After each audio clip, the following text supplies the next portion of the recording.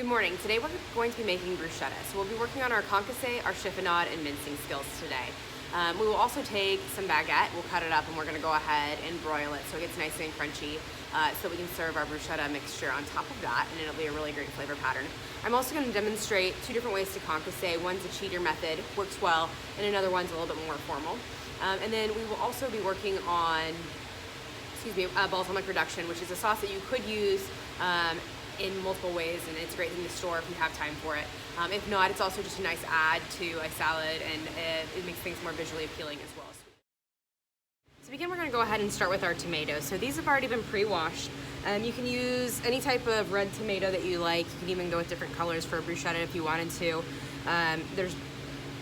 Like I said, there's different times we can make both of these work. So I'm going to go ahead and start with my paring knife and take a 45 degree angle cut.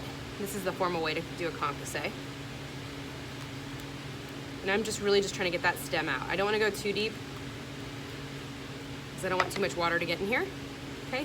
And then on the bottom, I'm going to go ahead and take my paring knife as well, and I'm just going to make a thin, make sure your knife is sharp, this one's not super sharp, cut on the bottom. So I can put this in the water and go ahead and boil it. But let me go ahead, while we're waiting for our water to boil, I'm going to go ahead and show you a cheater method for this. So another thing that can be done to do a concassé, you can use a vegetable peeler to achieve the same thing. It just depends on time, energy, and what you really want to do. So again, I would go ahead and cut off the center part here with my paring knife. And when you're working in the kitchen, you usually want to have a dump bucket so you can put whatever product you don't want in there. You can also go through it later and pull out things that you might use in a stock or other purposes. And then with my, just a new fan turning on, with my vegetable peeler, and notice that this is a serrated vegetable peeler. It's specifically for things with skins like a tomato where the inside is very soft and fleshy. So we're just gonna go ahead and peel our tomato, again with this serrated vegetable peeler. You're not gonna have as great luck with a regular peeler. And I'm just gonna go ahead and remove that skin, and I'll go ahead and put my dump bucket underneath. Top to bottom might be a little easier. And the reason we would do this is because the texture sometimes of tomato skins is a little, it's a little tough.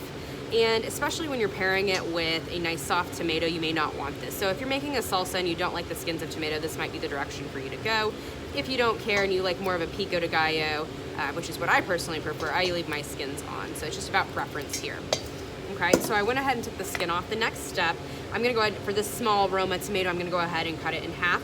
And when you're cutting in half for a concassé, you do not wanna go top to bottom. So you should not be going north to south. We wanna do our hemisphere, so we wanna go across the equator, if you will, to cut this in half. Because what we're really trying to do right now is to get these air cells, these cells of the tomato to pull the seeds out. And that's why we concassé as well, to remove those seeds, because it's not something that most people enjoy in their food. So again, just using your fingers are a great tool. Just pull out those air cells. Okay. And do that with both tomatoes.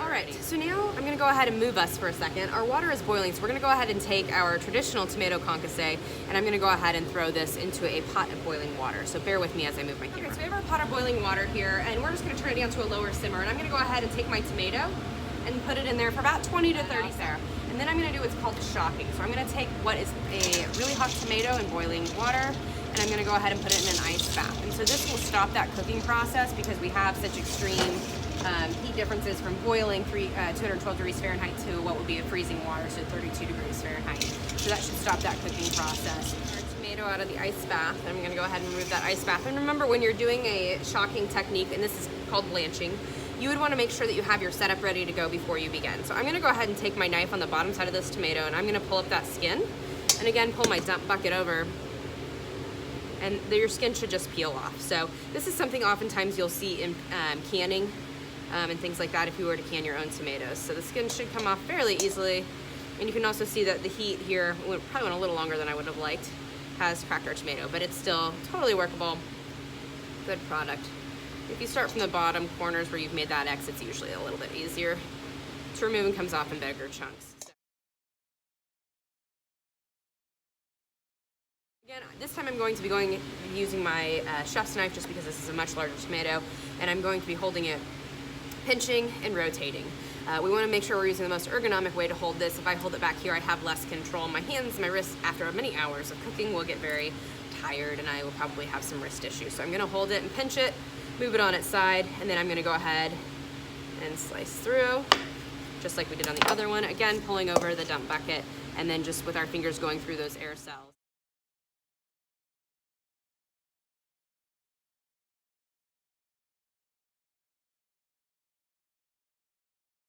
So with our large tomato here, we can go ahead and lay it on its side, and I want to cut horizontally across and make this a medium dice. So I'm going to go ahead and cut once. I'm watching your fingers. Twice. Make sure your knife is sharp so it goes through the tomato. Okay, and then we're going to go ahead and we're going to do like a medium dice, so it's about a 1/4 of an inch by 1/4 of an inch by 1/4 of an inch. So I'm going to go ahead, and when we're chopping as well, you want to make sure that you're sawing and you're going through. Your arm should be moving. If you're pressing down, we have something here that's very delicate, and you're going to find that it's going to squish and go everywhere, and your product is not going to look nice. Okay? So you want to make sure you're sawing through it instead of just pressing down. And then with the bottom of my knife, I'm just going to rotate it and go ahead and go the other direction. And again, that 1/4 of an inch by 1/4 of an inch by 1/4 of an inch.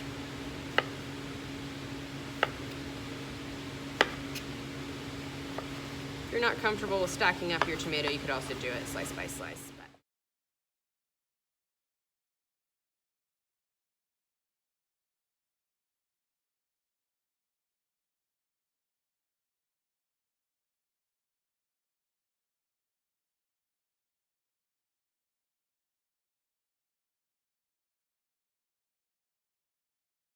I'm going to do a few more tomatoes in the meantime, and what I want to do is take about a tablespoon of olive oil. So I'm going to be using extra virgin olive oil.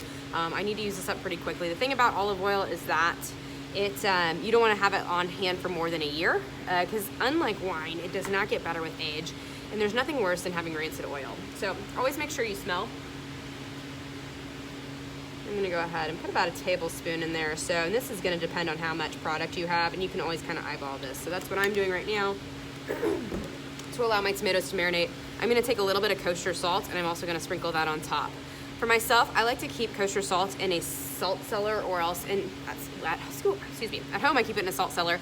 Here I just keep it in little custard cups or souffle cups, so we can have them on hand, because it's easier to work with kosher salt because you can taste it, you can see it, you feel it, you know how much salt's going into stuff. Whereas iodized, you have the flavor of iodine. It's not strong, but it's there. And you just can't really tell how salty it is until we're gonna go ahead and let those set and just kind of let the juices come together. We can also add a little pepper to that later. But I'm gonna go ahead and grab my basil, and it is not looking the best, but this is fresh basil. We have some dark spots here because that means it's kind of getting close to its expiration date, but for today's purposes, we'll just go ahead and demonstrate with it. So that could also mean that it's been exposed to cold and whatnot. So I'm gonna go ahead and cut off the bad parts. Here we go. And we're gonna go ahead and chiffonade. So I'm going to take all of these leaves and stack them on top of each other. And then I'm gonna roll them up kind of like tobacco. And then I'm gonna do a chiffonade. So chiffonade are small ribbon-like cuts. So with my knife again. And notice also that I'm backing my knife up to my knuckles so that I'm using the classic bear grip, so that then this hits here instead of my nails getting it. Okay, so I'm gonna go ahead and take the chiffonade and add that to my bowl here, and that's gonna add a nice flavor. You should smell this if you have not already done so. You could achieve the basil flavor with dried basil, but that's not bruschetta. Just not right. The next cut that we're gonna go ahead and do is garlic. So this is what a bulb of garlic looks like, okay? This grows in the ground. You can see that there are roots there. Depending if the roots are removed or not tells you where it grows. I believe these ones are from another country because there's no roots. Anyhow, so we're gonna go ahead, again, grab our dump bucket. I can go ahead and remove that knife, it doesn't need to be in there. And I'm gonna go ahead and pull off one clove. So do not confuse a bulb and a clove, because that will give you much different results. But it's just a papery, dry root. And we're gonna go ahead And actually, this is the best way I have found to peel a lot of garlic. I don't love peeling garlic just because it takes forever and I cheat by it sometimes, but the flavor is going to be so much stronger if you're using fresh stuff versus things that have been put in jars or cans. So on its side, I'm putting my knife on its side. I'm using the heel of my hand too. That's pretty dry. Whack it. That is very dry. So again, I'm just going to go ahead and take the paper and peel it off. That is a huge piece of garlic. Okay. So, and at this time, I'm going to go ahead and remove the stem end. You guys can see that there. Sorry, I got a little too zoomy. Okay, and again, I'm holding my knife appropriately so that I can do a lot of work. And I'm going to go ahead and thinly slice my garlic so I can make a mince out of this. So keep in mind, garlic has a very, very strong flavor, and it's not something that you're going to want in large pieces. I know some restaurants might do this, or Italian cooking, they might leave it in larger pieces, but it always depends on the end result of what you want to hit your tongue. So if I have a large dish and we're doing this, or if we're going to puree this later, that's not a huge deal, but I'm having something that's delicate that's just going to be served on top of toast. I don't want a strong garlic flavor. So I'm going to go ahead and stack these things up again and go another direction to get them smaller. I've also seen some tips and tricks where you can use salt to kind of hold the garlic in place. It is very sticky. So I'm pulling that off with my knife. And then a mince is very, very tiny. So I can put my hand on top as long as my fingertips go back. You don't want to do anything like this, but we're going to rock. And if I use a little bit of salt here, I can go at an angle. Just kosher salt again, that's your best friend when you're cooking. Unless you're baking. Baking, don't listen to me at all on that, okay? And then again, I'm gonna go ahead and just at an angle, you wanna chop it and get it very fine. Another cheat thing that you could do if you don't love mincing and your knife skills are not strong, is you could find a grater or a microplane and grate your garlic. But I love chopping. This is my stress reliever. I'm gonna go ahead and take this and add it to my tomato concassé.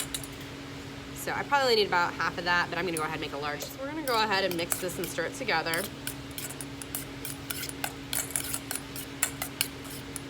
And then I'm gonna go ahead and take just a little bit of balsamic vinegar, about 2 teaspoons. You don't wanna get too crazy on this because it's heavy. And this is where you wanna make sure that you're tasting as you go to see if you need more salt or if you need pepper or any other items. Wow, just do a little salt. We're just gonna let that set and marinate for a little while on its own. So while that's happening, I'm gonna go to my local Kroger store and went ahead and got a French Batard, just regular white bread. And then I'm gonna go ahead and take my bread knife, or serrated knife, I don't know how to go ahead and cut on the diagonal my bread, so that I can turn these into little crostinis, and we're gonna put them in the oven to serve. Let's get a little bend in it. Our bruschetta on. Now, if I were to change the direction that I was cutting across, it would still, that would be a great little crouton as well. So it just depends. If you do this, you get more surface area. I think at this point, I'm just gonna go ahead and continue to cut about a 1/2 inch. The thicker you do, the longer it'll need to bake. So it just depends texturally how you want this to serve.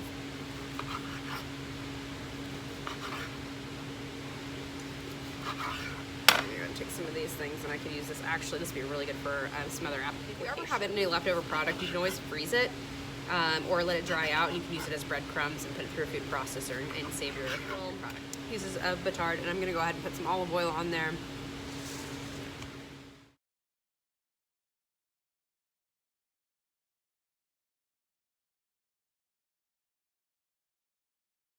Okay, so we're going to make a balsamic reduction. So I have about a 1/2 cup of balsamic vinegar in here. And I went ahead and turned on my burner, so for my little breads in here, I'm going to put those over. And you can see we're coming to a simmer now, so we're just going to let that simmer off and cook. And again, we're looking for a reduction, so we want it to reduce about half in volume there. And as it does that, the natural sugars that are in our vinegar, because it is a very sugary liquid, they'll start to caramelize, so they're going to react with the heat, and then it'll thicken up.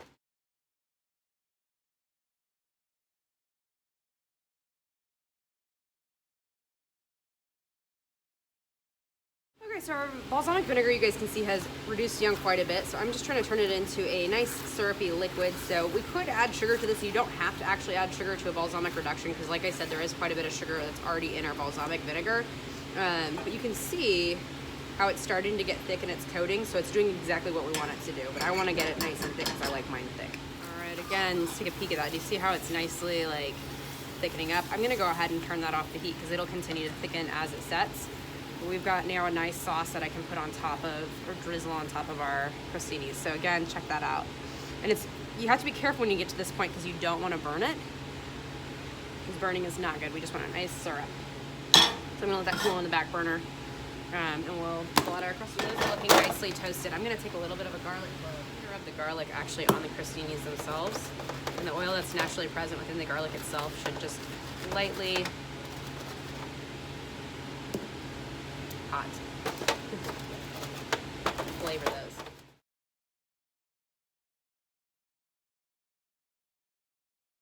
Remember, these are ready to eat foods, so I'm not going to use my fingers to do this. I'm going to be using tongs, but I'm gonna go ahead. I wish this was a little wider and a little flatter. But we'll go ahead and maybe we'll just do 3. Space them out a little bit more. And I'm gonna go ahead and take my mixture here, and I'm just going to spoon it on top. If you have a little spillage, it's okay. You can always go back in there and clean it up. And notice that these have actually sweated out a little bit of their own juices. That's just extra flavor to add to your stuff here. But this is something you'd want to serve immediately, just again because there is a high liquid content here. And I could garnish this with some really pretty basil leaves if I had some of those on the side. And this might also be a nice time to pull out my nice balsamic reduction and just add a little bit more flavor and layer it, and just drizzle that over my dish. Take it to a little bit more of a elevated level.